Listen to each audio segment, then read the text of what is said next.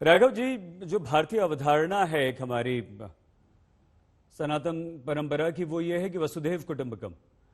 ऐसा नहीं आपको लगता कि उस समय जब ये वैक्सीन भेजी गई थी तब इतना संकट नहीं था और हमारी सरकार को, केंद्र सरकार को ये अंदाजा रहा होगा कि भाई हम देशवासियों को भी लगा लेंगे, लेकिन हमारा ये फर्ज बनता है कि हम मदद भी करें लोगों की, दूसरे देशों की?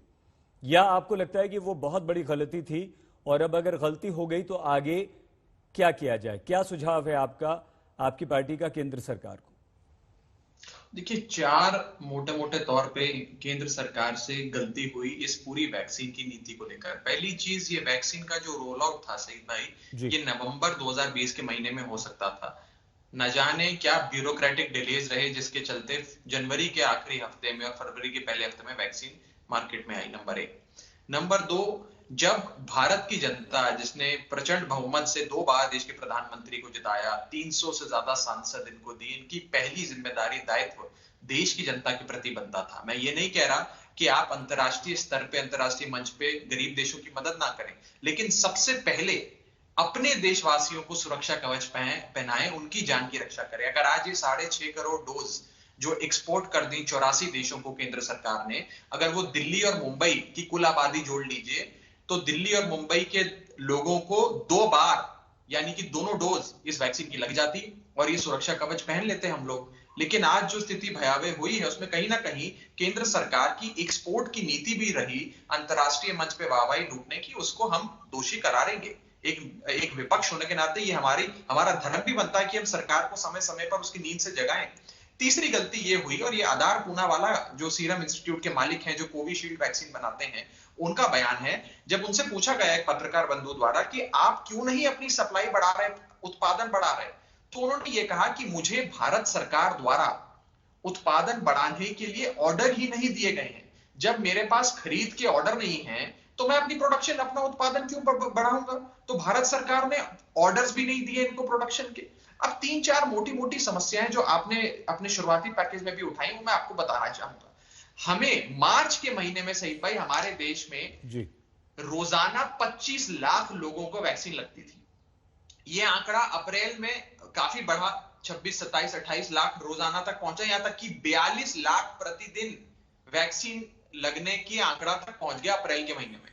आज मई के महीने में यह आंकड़ा 42 लाख प्रतिदिन से घटकर 18 लाख प्रतिदिन पे आ गया। सिंह भाई, ये दिखाता है कि देश में वैक्सीन की कितनी शॉर्टेज है। मैं आपको 7 मई के आंकड़े दे रहा हूं, मेरे पास एग्जैक्टली अपडेटेड आंकड़े नहीं है, लेकिन 7 मई को चंडीगढ़ में 2 लोगों को वैक्सीन लगी, पुडुचेरी में 1 व्यक्ति को, त्रिपुरा में, नागालैंड में, मेघालय में 2 लोगों को, उत्तराखंड जहां भाजपा की सरकार है 19 लोगों को वैक्सीन लगी, हिमाचल जहां भाजपा की सरकार है 14 लोगों को वैक्सीन लगी, और केरल में 35 लोगों को। अगर हम 10-10, 12-12 लोगों को वैक्सीन लगाएंगे सईद भाई, तो 135 करोड़ की आबादी वाले देश में वैक्सीनेशन कैसे होगा? अब आते हैं सुझाव पे। मैं सकारात्मक बात करता हूं, आप कैसे इतनी वैक्सीन का उत्पादन बढ़ा सकते हैं, इस पर एक सुझाव ले लीजिए हमसे।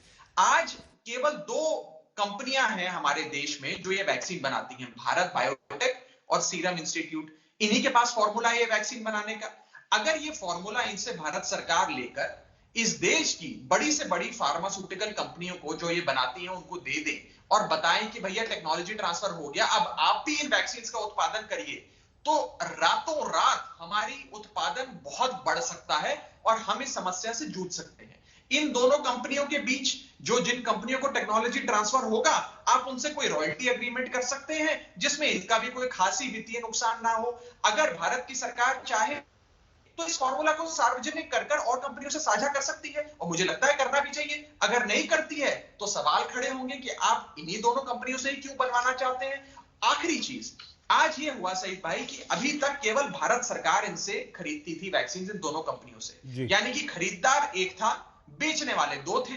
अब इन्होंने क्या कहा कि हर राज्य खरीदे, हर प्राइवेट अस्पताल खरीदे, हर सरकार खरीदे, खुद जाए।